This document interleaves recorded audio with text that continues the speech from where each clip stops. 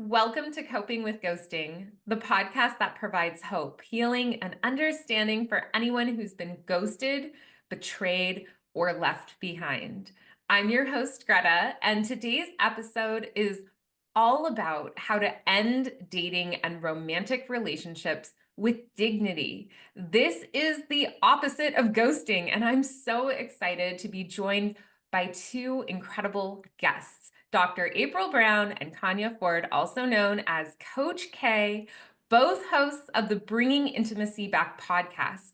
Dr. April Brown is a licensed mental health Christian counselor, national certified counselor, certified sex therapist, approved EMDR therapist, Gottman level 3 therapist, and a qualified clinical supervisor. She has a thriving group practice in Cape Coral in Sarasota called Cape Coral Therapists.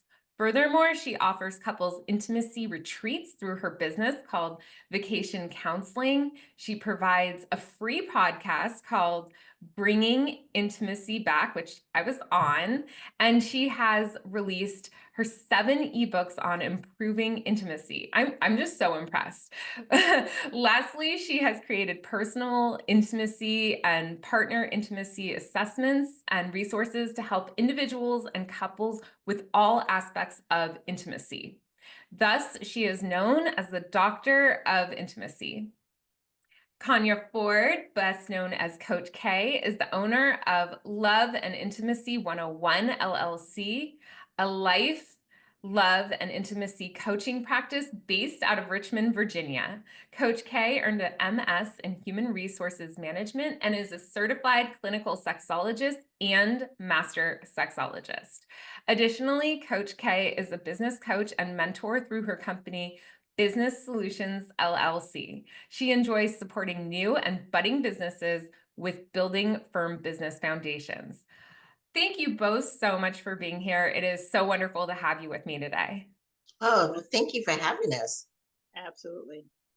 Yes, and I just want to dive straight into these questions, these anti-ghosting questions. I hope people will listen to this instead of just going to the vanishing act, and they'll take notes on how to end relationships with dignity. So my first question is, how can someone tell if it's time to end a romantic relationship, either dating or long-term, or if it's better to communicate dissatisfaction and try to work things out?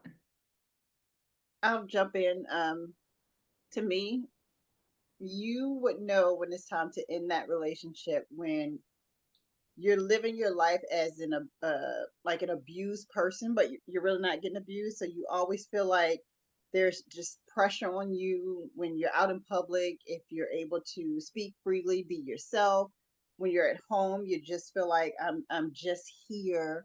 I do believe that you should speak up on any dissatisfactions in the beginning, not when they bother you so much that you're ready to leave. In the beginning, we have to understand that there's no such thing as picking your battles. You speak up in the beginning and say, here are my standards. These are the things I do like. These are the things I don't like. You can set that tone early. And once you get to the place where I have taught, I have spoken, I have asked, and now I just feel like I'm full of anxiety whenever this person's around, it is time to do what's best for me and part ways. Yes, and I would ditto that, and I would say when you feel like you've lost yourself, when you becoming someone you don't even know, it's a really good sign that this is not the relationship for you.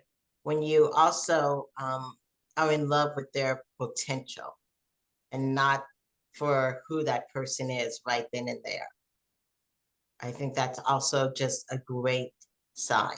When and especially it's hard sometimes for people when they're living together, but you're like dreading to come home, and home is not safe, you know? Or if you're not sleeping and you're not eating and you're not taking care of yourself, yeah, and you feel like you're drowning. I think that's another way. Yeah, I think those are all really good indicators that it is time to end things. Absolutely. When the relationship is just causing you more distress than peace.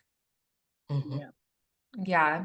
So then how can someone handle the fear of hurting the other person when they do want to end things?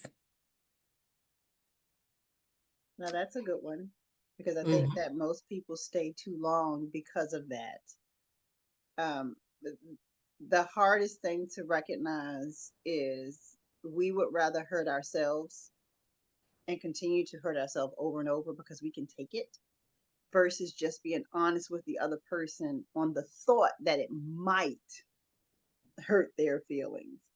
Because just pretty much growing up, you were always taught you you love your neighbor as you would love yourself. Do unto others as you would have them do unto you.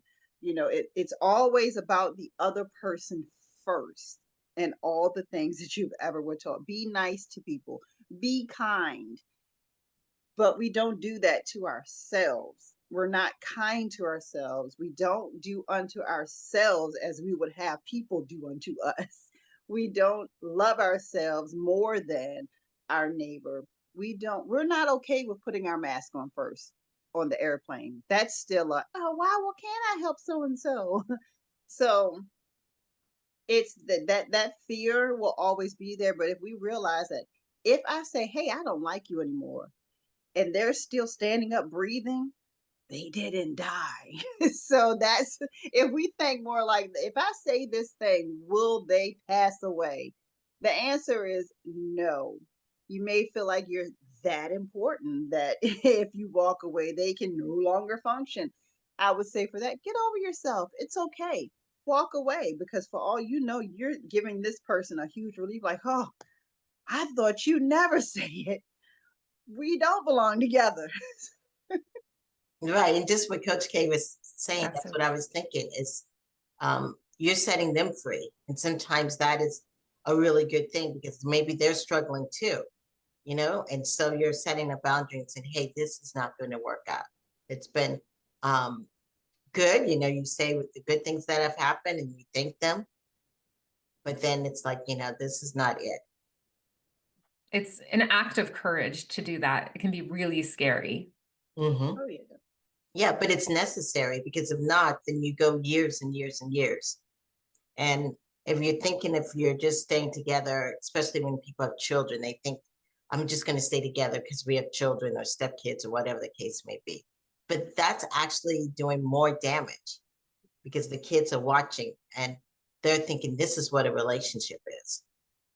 So it's not helpful just to stay together just for the kids.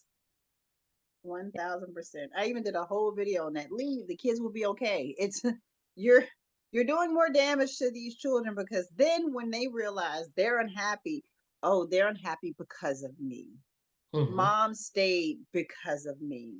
She couldn't get her life going because of me. Dad's angry all the time because of me. It's not fair to your children. Don't use them as a scapegoat. Just go. That's excellent advice. Thank you for that. Yeah, I'm glad you brought up children because that is very important. What is the best way for someone to prepare emotionally before they break up with someone else? I would say one of the things you can do is to start the grieving process, whether it means to start to journal, pour it into a journal, saying goodbye, preparing yourself for that. You know what I'm saying? Understanding the reasons why. I even say sometimes it's good to, when you feel strong, for sure I'm leaving this person, is to do even a short little video to yourself. So you remind yourself, the reasons why. So when you're weak and you're like, oh my gosh, I missed the person, you have that strong, because people listen to themselves more than anybody else. So you have the strong self talking to the weak self. Yeah. I love that. I love the video idea is so smart. And when you said journaling, yeah, writing down the bullet points of the why. The Mhm. why is probably the most powerful thing when it comes to having it all together because we can come up with opinions all day long. We can do the weighing of the pros and the cons. And of course, the pros will always look way bigger and better than the three little cons. But those three little cons can be what's completely depleting you. So if you're writing down your why, and those three cons are have kept you in a stress-ridden muscle tenseness, has caused you to lose family and friends, has caused you to completely lose sight of who you are. If those are the whys that you've written down, bullet point that out and utilize that when it's time to have that conversation. Even, talking with a trusted and unbiased friend. And I say that slowly on purpose, a trusted and unbiased friend. Running the idea through them so that you can understand and hear it back. Because sometimes when you can say it all day long, but sometimes hearing your relationship told to you from someone else, you're like, oh my gosh, who the heck stayed in that situation that long? And it's like, you did it. And if you don't have that trusted, unbiased friend, go to the bathroom mirror and create a new trusted and unbiased friend in yourself and have that conversation with yourself. This is why I need to step away from this situation. That dream job that I had, that I no longer have, the opportunities I missed out, the loss of this really sacred friend that I had. So I love the journaling. I love the video, having the why and having that right near you, having that trusted, unbiased friend, having all of those resources right there with you, and give yourself a solid date. I am going to do this by this time, no matter what. Because if you just put in the air, I'm going to do it, tomorrow turns into a week turns into 3 months. And before you know it, you guys are bringing in New Year's together miserably because you didn't do it. So set a date. Right. And I was just going to say, if you can't find a trusted friend, whether you find a relationship or a personal coach or a therapist, because you say, oh my gosh, I can't do it. I can't even look myself in the mirror. Then you really need to get some professional help because it does impact your mental health and your well-being. Great, solid tips. Thank you. I especially love the date. You need to commit to a date. It has to be done. It's so important. And tell your friends beforehand, this is the date. Can we hang out afterward? Yes. So, what's the most respectful way to end things with someone you're dating or in a long-term relationship with? I think the most respected is setting up a time for you guys to talk, if you can, and face to face. And it doesn't necessarily need to be at either one's house, but maybe sometimes a public setting. I mean, that's the most respected way to do it. Yes, because then you each get to say what happened and be how can I put it? Also own up. Say it from I feel such and such. This is yes. And then respect the other person. And sometimes you can have to agree to disagree. Some person may say, I don't want to break up with you. And if you feel like this is what I have to do.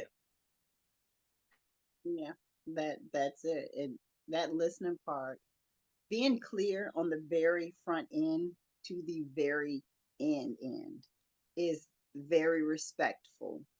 Not going in cloudy with a maybe, could, I wish. All of that is that ship has sailed. So when you're walking in, you should be walking in with very clear indications of what this conversation is, that at the end of it, it's going to result in a separation. And saying in that mid piece, I absolutely would love to hear from you, but still having the understanding that no matter what, this was a conversation I began to end things with you. That's going to be huge. But being able to hear that other person out is going to be great. Um, being okay with keeping it short and sweet.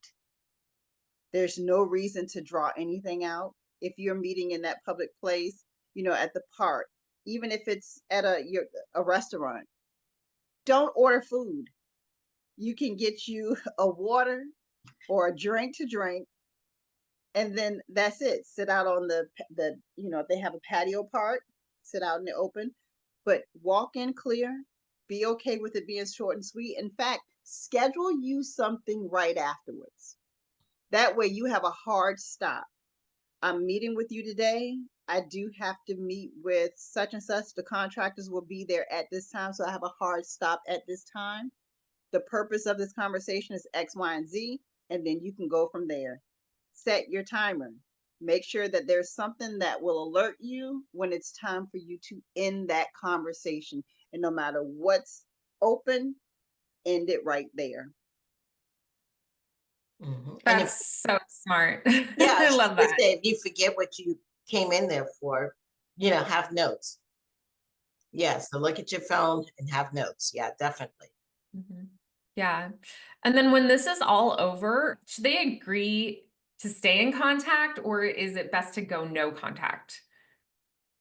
I think at first it's best to go no contact. Yeah, you need time to heal. Whether it's, 2 years later, you guys can, talk, but you need time and you need space. You can't comfort someone where you just that person you're hurting, they're hurting. It's gonna be, yeah, you're gonna fall back into something. Most definitely. Time apart is everything. That's just like time just alone, period. We're not jumping into the next relationship. We're not looking to just someone at work, the coworker, the work husband or the work wife being our confidant. We're not looking for that. Lean into yourself and be very clear. I will let you know I am purging you for at least 6 months. So make it clear that that's what's happening because I need to work on myself. I need to rebuild myself. When you say things like that to the other party, how they respond will be a very good indicator that damn, I did the right thing because this person is combating me when I'm saying I need to purge you for 6 months to work on me, and they're combating me. I made the right decision. And if they say, you know what, I think that's a good idea, I will do it too. So after that 6 month period, you might say, that was someone that understood that I needed to do this for me. Now I can make a very clear decision of if after that 6 months I want to have any type of communication or I want to just say, you know what, I've been doing real good and keep it pushing. I've done that before. It's really hard. And it's really hard to not look at them on Instagram and stalk their social media because I want to know what's going on in their life. Yeah. So like you just bring up, you should delete all the social media. Yeah. Yeah. The social media connection is difficult, and you will have those friends that know that you guys broke up. And I say this because I work with a young lady, and we're going on a year since kind of things went a little sour in the relationship, and almost a full year, someone sent a screenshot of a post. Now she blocked all the way around, and I said to whoever that is, you can say to them that I know you think that you're doing this for me, but what you're doing is really hurting me. So I would prefer that you not send me anything else unless it is a threat to my life or anyone that's in my life. Because that's the other thing. You can block people, but your friends feel like they're doing the right thing. Oh, look what they're doing. Oh, yeah, this is just don't. So once you have that conversation with your partner that you're separated from, tell your friends and family, I'm purging this person. I don't need any information because you're not bringing it to me from a good place. And I'm just going to be all the way real. It Mhm. is very less likely that who's ever sending you this information is coming from a good place, even though they're not looking to do you harm. Is not a genuine true place that involves your healing. It is a messy place of they're not even doing good. You don't need messiness when you're healing. When it is time to rebuild you, if you're adding that messiness from the friends into your rebuild, you're going to turn around and get the same person out in the world, your next relationship. So that might be even a time to look at your friend group because you attract what you exude. And if they're feeding this foolishness into you, your next relationship will probably be foolishness as well. I wish I would have set that boundary immediately after I had a breakup in the past, because that exact same scenario played out where my friend sent me pictures of my ex and his new girlfriend. And I was like, I don't actually want to see this. Yeah. So, yeah. How can listeners take care of themselves after a breakup, both emotionally, mentally? Like, I'd love to hear your thoughts on guilt, self-doubt, and other emotional fallouts after breaking up.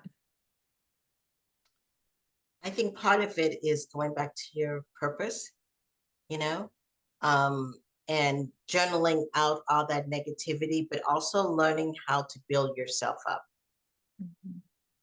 spending time with self.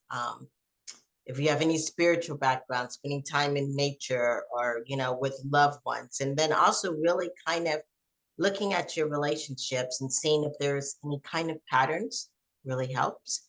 Also checking to see like, what am I really looking for? You know what I'm saying? What was the good things about this? What didn't work? Kind of doing a full blown assessment. And then also, I'm a proponent of writing down what you're looking for sure. So, because especially after a breakup, you're kind of vulnerable. Okay. And when you're vulnerable and you're going to a grocery store or go somewhere, you end up picking up junk unless you really write down and know specifically what you want. Each relationship should teach you and should get you closer to what you want. Does that make sense? Yeah. And realize that it takes time. It does take time to heal. And because if you don't take time, you're going to, like Coach K say, attract the same drama. So you need to take time to heal. Being okay with going through the 5 stages of grief. We only talk about those that grief, and of course there are many other stages, but we're talking like the core 5. And we only think about grief when someone passes away, someone dies. But if you think about it, that relationship just died. So why are you also not okay with going through the stages of grief? The clients I work with, when their relationships end, we talk about that and going through those stages and understanding that today you may wake up at a 4. I'm at the 4th stage. Whew, feel relieved. And 3 weeks later, you may wake up at a 1 and you're ready to crash out. You're ready to just go after everyone like, and being okay knowing that I'm going to fluctuate. And I'll know when I'm coming out of that when every day is a 5. I'm walking in a 5. And it could be a year later that you jump back to a 3. Things like that really do happen. Triggers really do happen. When you are in that space of, okay, I'm back at a 3, like Dr. April just talked about, what in my environment has triggered me to come back to this place? Is it that one friend that every so often they trigger me because they were also a major part of my relationship at that time? Now my spidey senses should be going up. What is it about this person who I kept around that I'm still getting triggered from someone who I dropped off? Because sometimes ending a relationship doesn't just stop with just the romantic partner. It could be the people that you all picked up along the way. It could be the person that was already in your corner, but they got super close to your partner. And so they no longer serve you in a meaningful or positive capacity. So I love what Dr. April said about checking your surroundings. That part matters. Who is the person that is supporting me versus just waiting for me? You want the one that's supporting your healing, not waiting for you to finish healing so y'all can go party, or y'all can just go out and pick up the next person, or you can go back to the way you were, which was doing everything for them. So reevaluating your entire circle at that point, getting back to the basics of you, exact same thing that Dr. April said. Knowing who was I before I meshed into this person? Who do I want to be? What path was I on that I stopped walking? Is there another path for me? How do I learn how to love me so much that I'm okay with being alone and not feeling lonely? So a lot of that self-evaluation, finding those conferences, there could be conferences happening, there could be webinars that are coming up, investing time and money into you to say, I'm going to go to this conference and I'm going to get out of it exactly what I need from me. Because it could have been me in that relationship the whole time that was really jumping it up. So when I recognized, ooh, it was me, just went to this place and it was me. So now I need to work on that thing. I love those questions that you asked. Listeners, rewind and answer all of those. I mean, wow, that's gold. Thank you.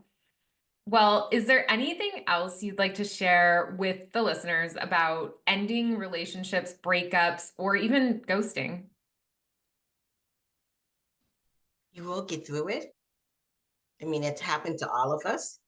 Yes. I mean, I remember what 5, 6 years ago, it happened to me. Yes. And so taking that time to just heal and to be, like Coach said, be by yourself, explore new things, you know, and being knowing that, hey, that you too will find love someday. It may not happen like, there, but it doesn't make sense to settle in something because you're like, oh my gosh, I don't know if I should break up with this. I'm really not happy. And maybe the person isn't abusing you, those are like what I call like D and F relationship. Maybe it's just a C relationship and you're like roommates, but it's not what you're really wanting. Yeah. It's okay to say, hey, this is not for me. Don't settle. Definitely don't settle because it never works out in the end. So to anyone who may be dealing with ghosting or who need to end the relationship or who has or it has ended for you, I mirror that same thing. It will be okay. It is easier said than done. You have to do this on your terms at your pace. It is okay to shut people out. When you open your shutters back up, who is still there was meant to be there from the very beginning, and they're going to rock with you no matter what. It is okay to put you first. It is okay to not answer questions when people ask you. It is Mhm. okay not to involve people in your business. It is okay not to accept other people's business during the time that you are going through what you're going through. All of that is perfectly okay. What people may say about you, don't let it matter because you know what you are, you know who you are, you know why you are. And if you don't, then it's time to go back to that bathroom mirror and have the conversation with that amazing person that is looking back at you and try to figure those things out. Yeah. And one thing Coach K said that just remind me, it's also good, I think, to have a one-liner. So when people ask you, oh, what happened to your relationship? You already have a one-liner that's memorized that you can just spill off and not have any emotional reaction versus, oh, how you're feeling that day. And then you give this long, drawn out, whatever. I already have something memorized. So it's quick, fast. Yes, I think definitely. Yeah. And it's okay to take yourself out on dates. I mean, I think that is one thing. Yeah. Yeah. You should live your life like you already have someone there. I like that. Hmm. I love that. And that one liner. I love that. I wish I would have heard this conversation years and years and years ago. It would have helped me so much. Well, this has been amazing. So I wonder, how can listeners connect with both of you? With me, my name is Dr. April Brown. And so if you want to connect with me, just go onto my website at www.draprilbrown.com.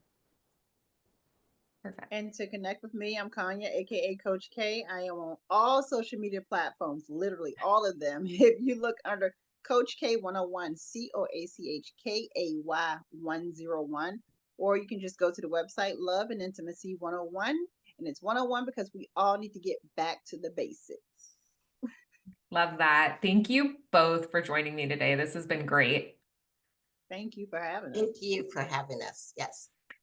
And friends, I'd love for you to follow Coping with Ghosting on social media and join my free and private Coping with Ghosting Facebook support group. If you're enjoying the show, please leave a rating because it's going to help people who need it find it.